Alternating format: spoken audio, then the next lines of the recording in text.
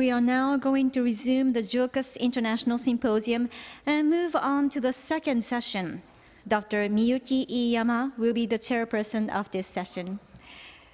Dr. Iyama, please come up to the stage. Good afternoon, on-site and online participants. My name is Miyuki Iyama. I am in charge of information program at JIRCAS. I'm very happy to chair the second session of today's symposium. As the distinguished speakers from keynote session and session 1 have already stressed, the critical importance of tropical forests for the Earth system's functioning is undeniable. And tropical forests, however, have been under great pressures due to humanity's insatiable demand for food, fuel, and fiber, which has driven the overexploitation of resources of tropical forests. This session, titled Improving Industrial Sustainability of Tropical Timber, Non-Timber Products, invites 3 distinguished key speakers who can share with us their on-ground experiences and efforts to build sustainable tropical timber, non-timber industries from Southeast Asia. Please let me introduce our first speaker, Professor Mohammad Naeem, Faculty of Forestry, Gadjah Mada University. He has been a leader in tree breeding and forest genetic resources management in Indonesia for many years. JIRCAS has been collaborating with Professor Naeem since 2015. Now, our collaboration has further expanded as Professor Naeem is an Indonesian leader of SATREP project for strengthening the resilience of tropical tree species to climate change. SATREPS is a Japanese government-funded research program that promotes international joint research aimed at resolving global issues. He is attending the symposium online today, and he has prepared a pre-recorded video on his presentation, jointly with Professor Widiatono, who has been playing an important role as a scientific advisor to Indonesian forestry policy. The title of the presentation is Contribution of Tree Improvement Program to Increase Forest Productivity and the Achievement of Indonesia's Nationally Determined Contribution, NDCs. Afternoon, ladies and gentlemen. Konnichiwa. Assalamualaikum warahmatullahi wabarakatuh. First of all, I would like to thank very much to the director of JIRCAS and also committee member of the important symposium in this afternoon. And I would like to apologize to the committee that I'm forced cannot attend directly in this meeting because of special pressure. Second, I would like to introduce myself. My name is Mohammad Naeem. Now I am a professor of forestry breeding, forestry improvement in Universitas Gadjah Mada, Yogyakarta. I also graduated from UGM and also got to my PhD from Tsukuba University, Japan. In this symposium, I would like to present my paper with the title Contribution of Tree Improvement Program to Increase Forest Productivity and Achieve the Indonesian National Determined Contribution. Indonesia is a tropical country. We have very large area of tropical rainforest, and also we have 7,000 islands. Because of that, we can maintain very big biodiversity in the world. And recorded that among 50% total diversity is found in Indonesia, and also among them 30% is to be endemic in Indonesia. From 2014-2015, the annual reforestation in this forest area grows highly, namely 0.82 million hectare. And among of the drivers of forest diversity, forestation were caused by forest fire.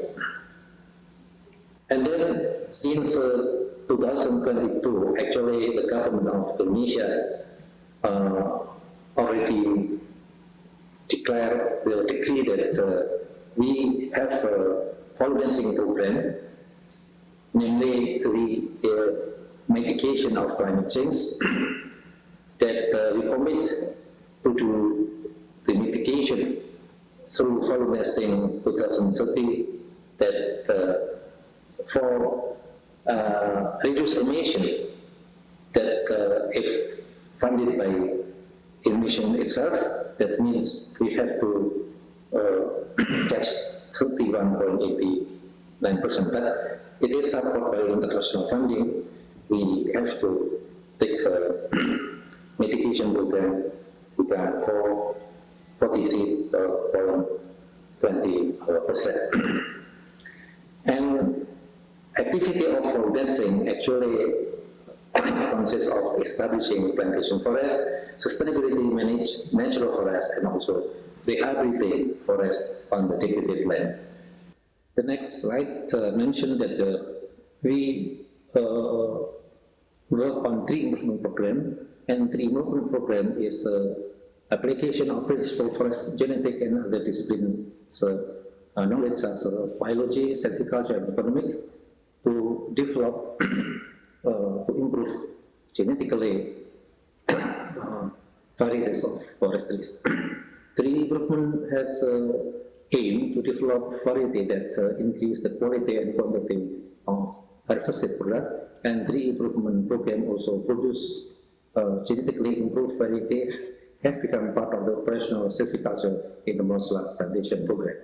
So we can conclude that actually tree improvement is always have relation with the phenotype, that means plant growth, and genetic, and also environment factor. So phenotypic is depend on genetic and environment factor. And the next slide, we mentioned about the intensive silviculture activities. This consists of regeneration, and then cleaning, thinning, and final felling. So silviculture, the intensive silviculture is related to the forest management. And actually intensive silviculture is should be done through the genetically improved activity, like we start from base population, and then we do selection to have selected population, and then continue to selection to further selection, and then we have the population breeding. If the genetically control of this population breeding is limited, it should be infusion should be done using infusion genetic, using the internal population. So this done from time to time to produce propagation population, and then this propagation population used for operational plantation and produce forest product. This is the cycles of tree improvement actually. This is the scheme of tree improvement program that's already set up. Start from selecting plus trees, and then we establish the head orchard to produce cutting material, and then we establish several genetic ability test plantation. Then finally, we already developed the poly plantation in Java, and now the number of poly plantation is around 220,000 hectares and planted in the area of Perhutani in Java. And we also try to make a program, the combination between deep plantation and also economically selected crop. By this method, we hope that we can increase the income of the society, income of people, because during the rotation of thick 20 or 25 years, they can harvest thick wood, but annually people can harvest paddy, corn, and ginger, also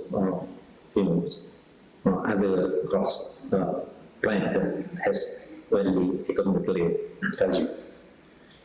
This is the carbon sequestration of selective thick plantation that mentioned about in 20 years old of thick plantation that we have standing stock 300 cubic meter per hectare, but in carbon reported that increasing land productivity also has a positive impact on increased carbon dioxide uptake, namely 1.30 ton per hectare when the plant still 1 years old, but after plant already 20 years old, the predicted of carbon predicted is about 200 ton per hectare. This is mentioned about the plantation that actually has very good ability to cover the plain area. So coverage ability is very good.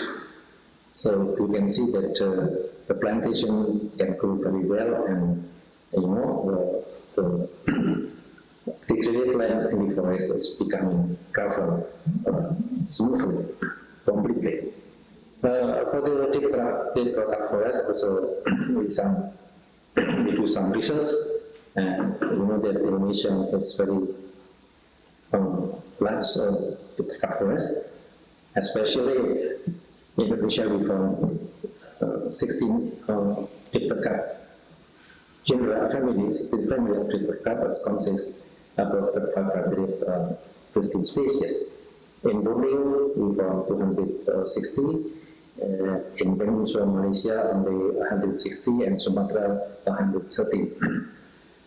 The productivity of our species, the product species is very slow. The average is only have growth rate is only 0.2 to 0.6.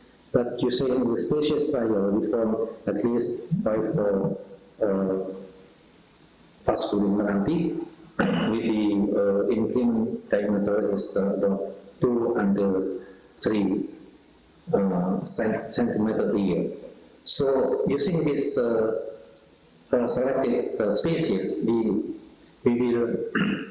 can produce a very nice plantation. The management, forest management in tropical rainforests in Indonesia, right now we have to method.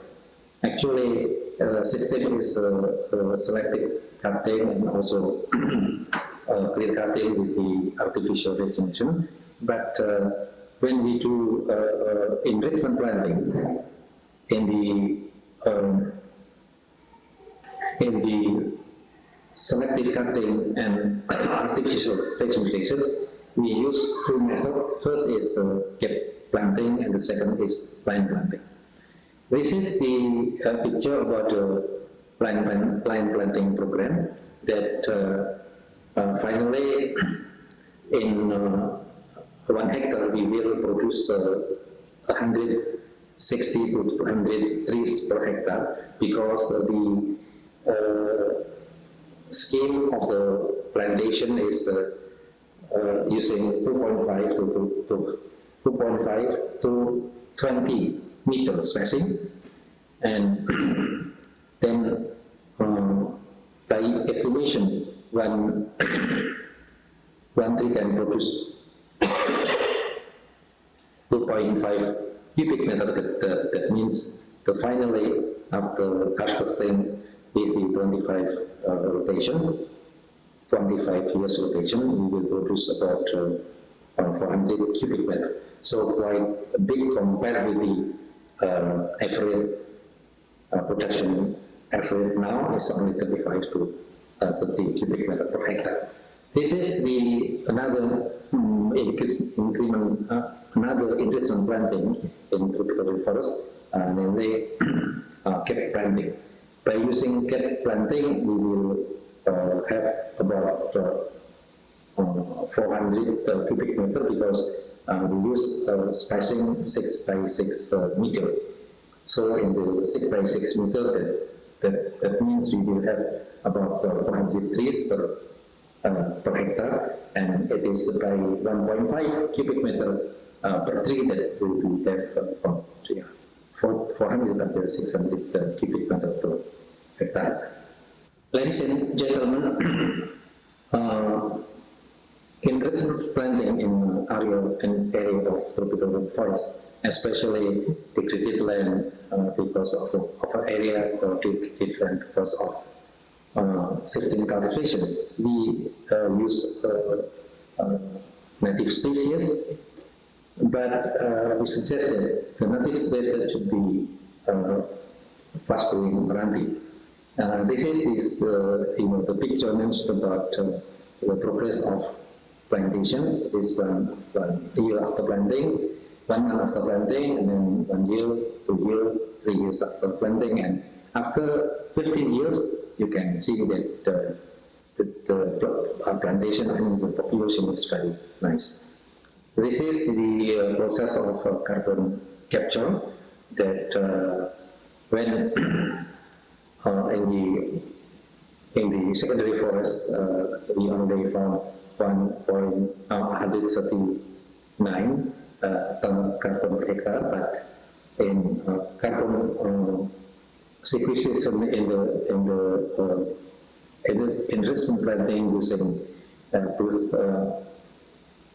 pine planting or gap planting, we will have more than 200 ton carbon per hectare. It's quite good result. Yeah, this is the land planting method after 15 years old. The carbon trapping is 140 cubic meter per hectare. So in general, using enrichment planting, we can increase the standing stock of area and also can preserve native species. But in general, we can restore genetic diversity in bulk of area, maintain forest productivity in the near future, and also make making our forestry more sustainable, and also give ecosystem services, give good ecosystem services. This is mentioned about the success story of our African forest in Manakama. Start from 1994 with the badland, and then now it's already reforested and produce ecosystem services like water, oxygen, and other, especially also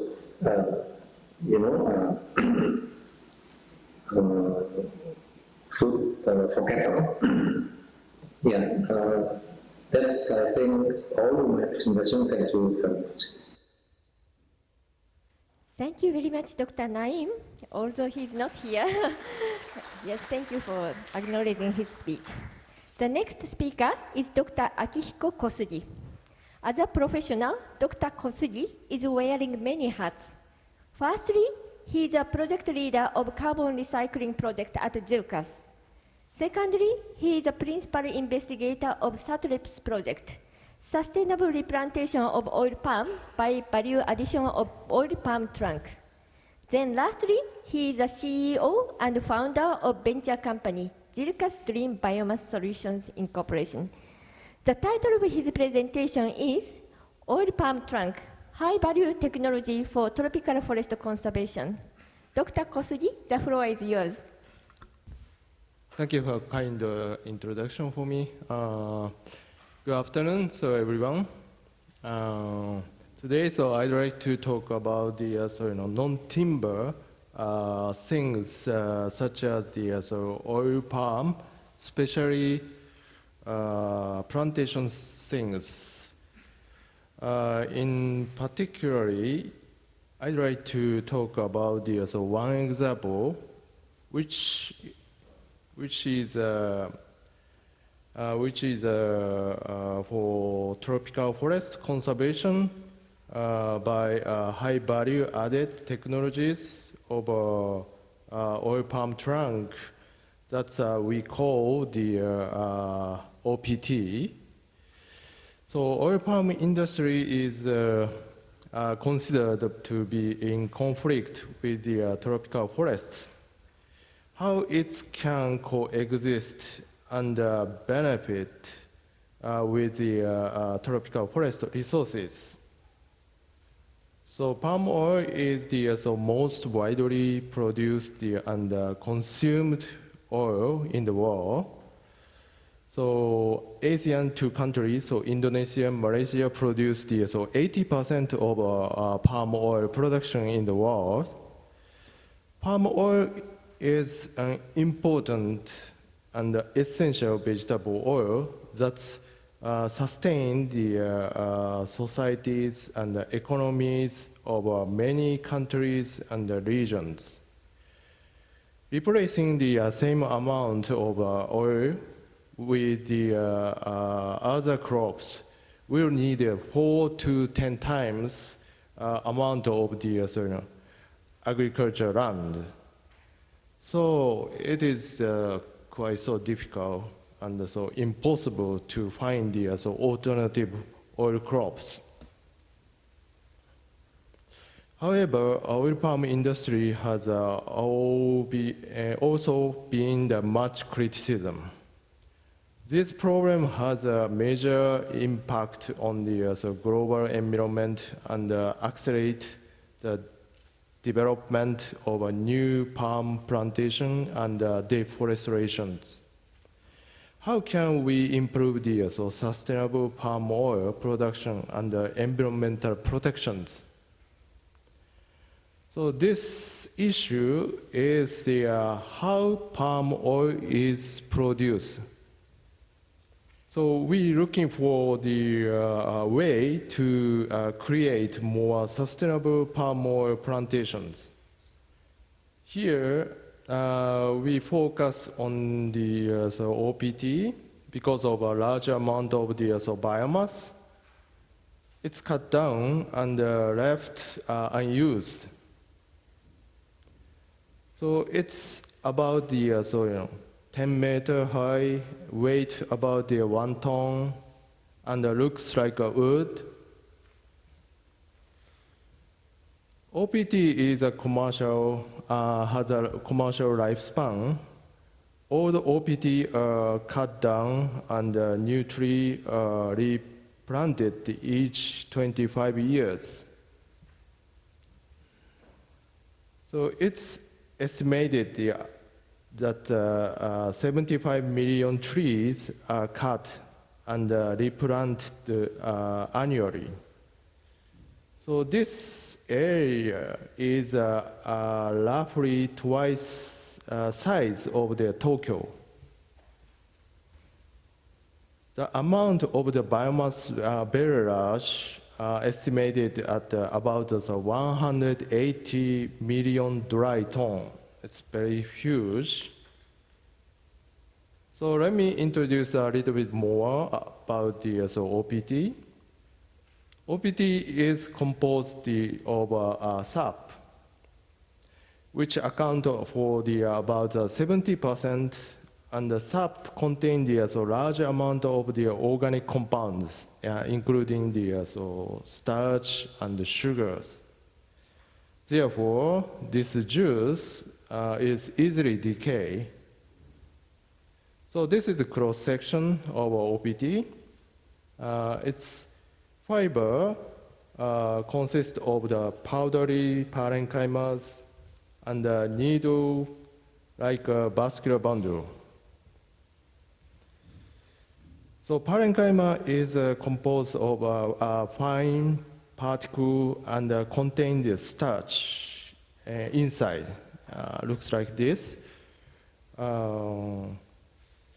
This structure is a reason why OPT not considered to be wood. So currently, this problem has occurred in the plantation regarding the replanting of OPTs. For example,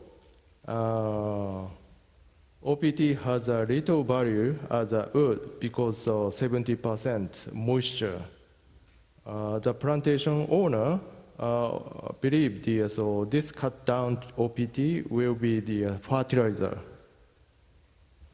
So that's why pest and disease problem by the decay of cutting down OPT, therefore reduce the fruit yield due to the spread disease.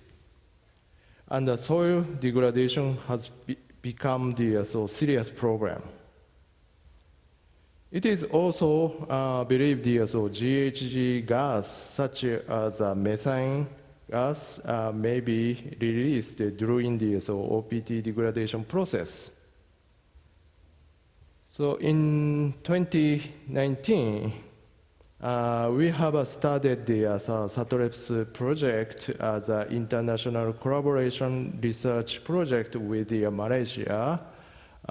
Professor Sudash is a leader of the Malaysia side. He's attended this symposium as well. This project aims to transform the sustainable palm industry through the OPT utilization.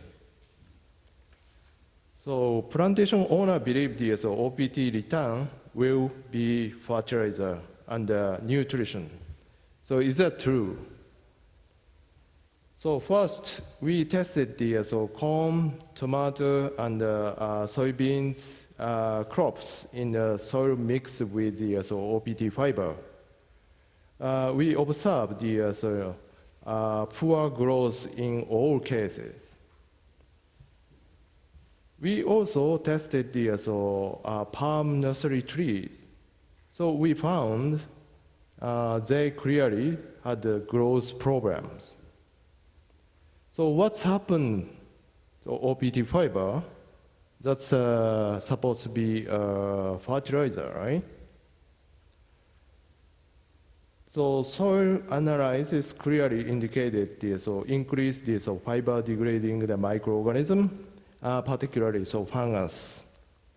So it's also found that nutrition and minerals were lost from the soils by increasing the microorganism. So this is indicated such a negative cycle.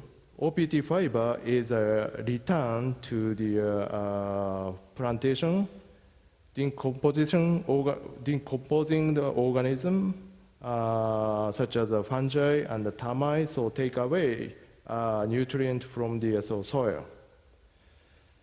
This problem lead to apply more fertilizer. If OPT fiber is left in the ground, how much GHG emitted? So we measure amount of GHG emission from the plantation when OPT fiber were returned to the plantation in the model experiment. So the graph makes clear methane gas is clearly emitted from the soil contain the OPT fiber. So we estimated the 1 ton OPT, that means 1 tree OPT, has a potential to produce about 1.3 ton of GHG, mostly methane. So this based on the calculation. For example, if 1.3 ton of GHG emitted from the 1 OPT, Malaysia, Indonesia would emit about 300 million ton of GHG per year. This is nearly equivalent to the reduction in the Japan's draft COP21 commitment. So social implementation required full-scale demonstration trials. So we have conducted a full-scale demonstration of the value of OPT by pilot plant in Keluang, Johor, Malaysia. Here is a briefly overview of our process. So first, OPT is chipped. So next, OPT is soaked in the water to remove the organic compounds such as sugar and minerals. Wet milling is performed to break down the honeycomb structure. That's a empty envelope looks like, and remove the complete organic compounds. The fiber dried, pelletized. These pellets were used for fuel and building material applications. Of course, wastewater is converted to the energy through the biogas productions. So the water also recycled into the washing process. And mineral-rich wastewater is returned to the plantation as liquid fertilizers. In 2021, these OPT pellets will be used by Panasonic Housing Solutions as intermediate materials for recycled board that will become the furniture and building materials. Panasonic Housing has developed the world's first technology to make the recycled board from the OPT pellet. This technology is currently marketed under the brand name Palm Roof.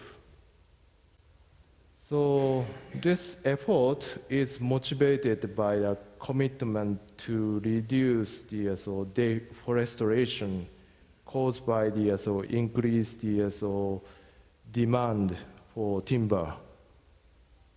So this graph shows the global demand for the wood by region.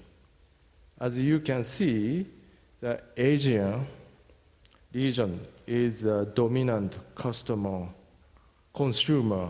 of the wood.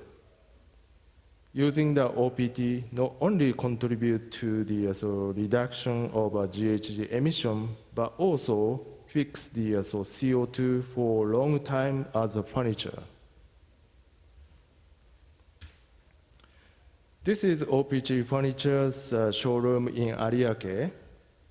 All furniture is made from the OPT pellet, come from the our Keluang pilot plant. So this our activity initiative from the OPT solution. So will change the future of the palm industry and lead it to the conservation and the coexist of tropical forests. So I couldn't describe the detail because of time schedule. So, however, if you want to know more our activities, so please visit our website, our YouTube, and magazine. Okay. Thank you for your attention. Thank you so much. Thank you very much, Dr. KOSUGI. Let me now introduce our last speaker of this session, Dr. Hiromitsu Samejima, Research Manager, Biodiversity and Forest Areas, Institute for Global Environmental Strategies, IGES, Japan. Dr. Samejima has extensive experience in ecology and natural resource utilization studies based on frequent and intensive field work in Southeast Asia. He has also been engaged in policy research on sustainable management of production forests and international trade of timber and other forest risk commodities, with deep knowledge of both global discourses and local implementation. He will present the development of the timber and oil palm industry in Southeast Asia and the international policy for tropical forest conservation. Dr. Samejima, please start your presentation. Thank you for introduction. Good afternoon. And I'd like to thank for the opportunity to give this presentation today. My name is, as already introduced, my name is Hiromitsu Samejima, working for Institute for Global Environmental Strategy. Today, I'd like to talk about the development of timber and oil palm industry in Southeast Asia and international policy for tropical forest conservation. As already mentioned by many speakers, South Asia is one of the three major regions in the world covered by tropical forest, which with rich biodiversity. The forests have provided various ecosystem services to local and global societies. However, the tropical forests have faced degradation and decline in this decade, mainly due to commercial timber production in the late 20th centuries, which have mainly exported to Japan, and expansion of oil palm cultivation in this 21st century, which is mainly exported to India, China, and EU. So today, I'd like to explain the development of timber and oil palm industries in Southeast Asia in recent decades and discuss how international initiative and policy can be effective to maintain the remaining tropical forests in the region. First, I'd like to discuss about commercial logging. Vast area of natural forest in this region, state-owned forests, and have been managed by licensed concession holders. Selective logging methods were adopted, but repeated logging often caused irreparable damage to forest ecosystem and the local communities.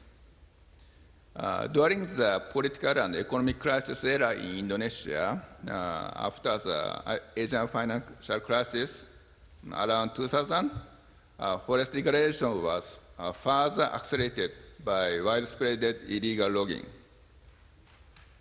However, as mentioned by Professor Naim in the previous presentation, sustainable forest management practice for logging concession have been developed. The practice include full area resource survey, long-term management plan, annual harvest plan, and reduced impact logging. And sometimes, as Professor Naim mentioned, enrichment planting also conducted in some plantation in Indonesia. And sustainable forest management was promoted by third-party verification, forest certification since 1990s, and some producer countries like Indonesia have made it mandatory to obtain the forest certification in recent years. However, the number of logging concessions and the area themselves have been decreased and totally, even totally banned in Thailand and Philippines nowadays. On the other hand, timber importing countries such as EU, US, and Japan have introduced regulation to control illegal harvest timber since 2000. As Mr. Kosaka mentioned, Japan also introduced a Clean Act in 2016 and revised in this year. Most of these regulations of timber import countries require the timber importers to conduct due diligence check of the legality of harvest. The due diligence check means not just accepting document from the exporter, but taking responsibility to judge whether the tree were legally harvested or not, along with other information.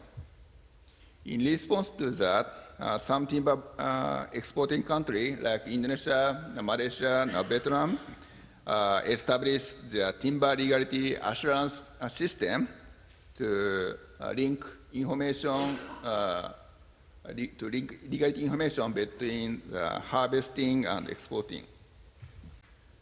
Besides, smallholder tree farming has grown in Southeast Asia in this decade and become a major timber production nowadays. This map shows density of tree farming smallholders in Indonesia. The red one shows the density is high, especially in Java Island. Expanding of tree farming for building material, especially a tree species called Falcata, it was already presented by Professor Tani also, has changed the major production area of sawn timber of plywood in Indonesia. Last time, Kalimantan and Sumatra is a major production area of sawn timber and plywood in Indonesia, but now Java is the main producing region in Indonesia. The smallholding tree farming has grown not only in Indonesia, but also in other countries of Southeast Asia. The left graph shows volume of land log delivered to the timber mill by the origin in Philippines. Last time, most of the log came from state-owned forest, and then from overseas after the logging of natural forest was banned in Philippines. However, in this decade, log from private land around the villages have become the major sources. The major tree species here is also Falcata, which is planted by smallholders, especially in the Mindanao Islands. The map of the center shows the trend of timber production in Vietnam and the density of tree farming household. The density is high in north and central region. Vietnam led to the growth of timber production. The main tree species are eucalyptus and acacia. The map of right shows the density of household planting timber tree in Thailand. The smallholder in the northeast region mainly plant eucalyptus, and in the north region mainly plant teak in their farm. But in addition to that, this is not shown in this map. Lava is not timber tree species, but widely planted in south region of Thailand. Lava trees were cut and replanted about every 25 years. And as oil palm trunk, Professor KOSUGI mentioned, last time the West lava tree was unused, but because of the technical innovation, West lava wood becomes the largest long timber material in Thailand, and Thailand now becomes the second largest exporter of sawn timber of broadleaf trees after the US nowadays. Smallholder tree farming is suitable for reduce the deforestation pressure to remaining natural forests and also for social welfare. However, supporting it by forest certification or due diligence of legality is not easy. Then I talk about oil palm. Palm oil is not so popular in Japan, but as also mentioned, it becomes the most consumed vegetable oil in the world nowadays. The oil is mainly produced from Indonesia and Malaysia. The high productivity and low cost contribute to global food security. However, the development of oil palm plantation has caused severe deforestation and land grabbing from local community in the produce countries. As red part of this graph shows, oil palm is the largest deforestation driver in South and Southeast Asia in this decade. However, as blue part of this graph shows, there are also vast area of land deforested for agriculture development, like for oil palm plantation, but not yet in production.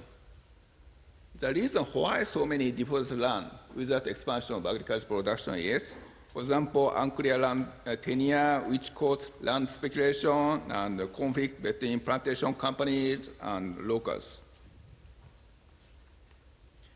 In addition, while a large forest area was lost to develop oil palm plantation were not always developed with deforestation. The graph above left shows the annual expansion area of oil palm in Indonesia since 2001. The black bar shows plantation developed in non-forest area, so without deforestation. And white bar shows plantation developed in forest area. The graph below shows the annual deforested area in Indonesia in the same period. During these 19 years, 1/3 of deforested area in Indonesia was converted into oil palm plantation. So this is the largest drivers. However, the area of new plantation developed from a non-forest area, showing in the black one, was always larger than area from forest throughout the period. This fact shows improving the land use efficiency is important to increase oil palm production without deforestation. Oil palm also, like timber, as I mentioned, smallholders have becoming a significant producer in the regions. Oil palm cultivation started by industrial plantation and has caused a negative impact on local community in various places, as I mentioned. The problem is still serious, especially for forest-dependent community. However, smallholders also started cultivate oil palm by themselves. This picture shows landscape around an indigenous community in Sarawak, northern Borneo Islands. The people had mainly cultivated land rice with shifting agriculture, and rubber and pepper in their farm last time, but drastically changed to concentrate to oil palm nowadays. Now it is very difficult to find villages still planting land rice in the lowland area of Sarawak. In this case, the transition to oil palm did not cause deforestation.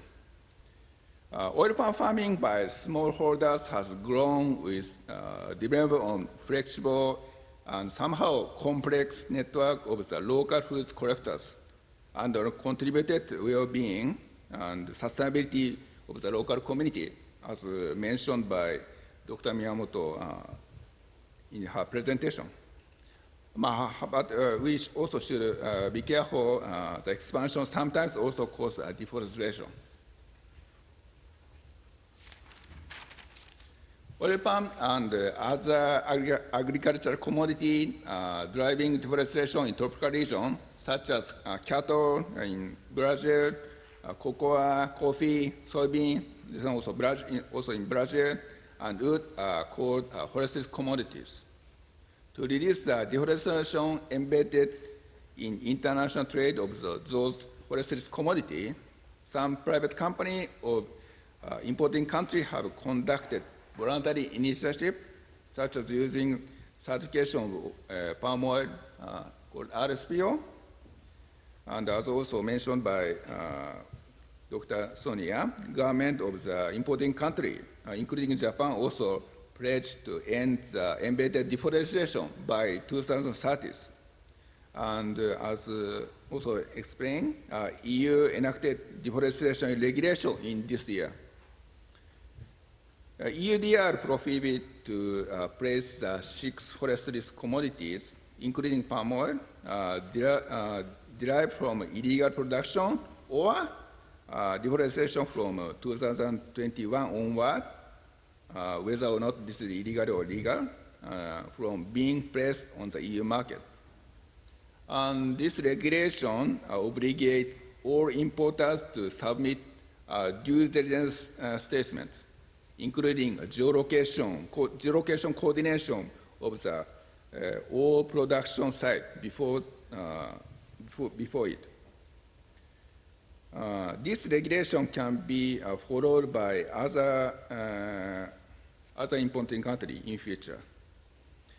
Nevertheless, this is good for forest conservation, but these due diligence requirements have been criticized that they could negatively impact on the smallholders with complex supply chain of the forestry commodities. Finally, I would like to conclude. Timber and oil palm have been major deforestation drivers in Southeast Asia in this decade. About timber, however, sustainable forest management has been promoted to reduce the negative impact of logging, and timber production by smallholders is partially replacing timber production from large companies' concession of natural forests. About oil palm, land use efficiency is important to enable palm oil production without deforestation, and smallholder farming of oil palm can contribute to the well-being of the local communities. Therefore, initiative in consumer country for forest conservation, like due diligence requirement of forest certification, can only be effective by considering sustainable development of the local community in produce countries. Thank you very much.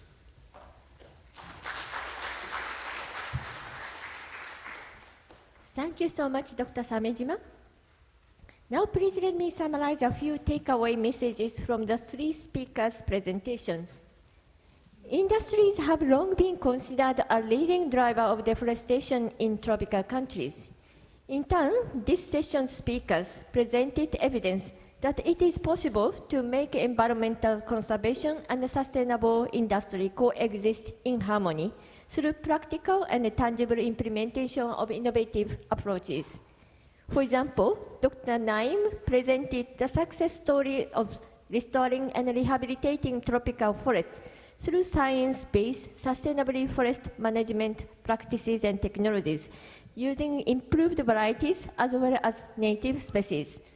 Dr. KOSUGI showed that scientific and technological innovations can allow value addition and better utilization of oil palm trunks, thus reducing pressures on uncontrolled deforestation of tropical forests.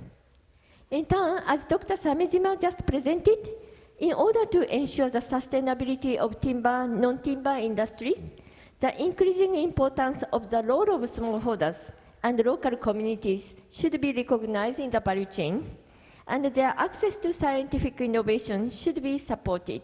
And this is really corresponding to session 1's messages that, poverty alleviation and SDGs should be part of this conservation of tropical forest, which should be coexist with sustainable tropical timber, non-timber industries. I strongly believe this Asian experience can feed into global efforts to build resilience of tropical forests, which can coexist with sustainable industries. Now we are supposed to take a few questions from the audience here, but please let me set aside time for the following panel session for the audience to ask questions to the speakers. Now let me close this session, and please join me to appreciate the excellent speeches by the three speakers. Thank you very much to the speakers and chair of the second session. Now, please give us a moment while we prepare for the next program, which is the panel discussion.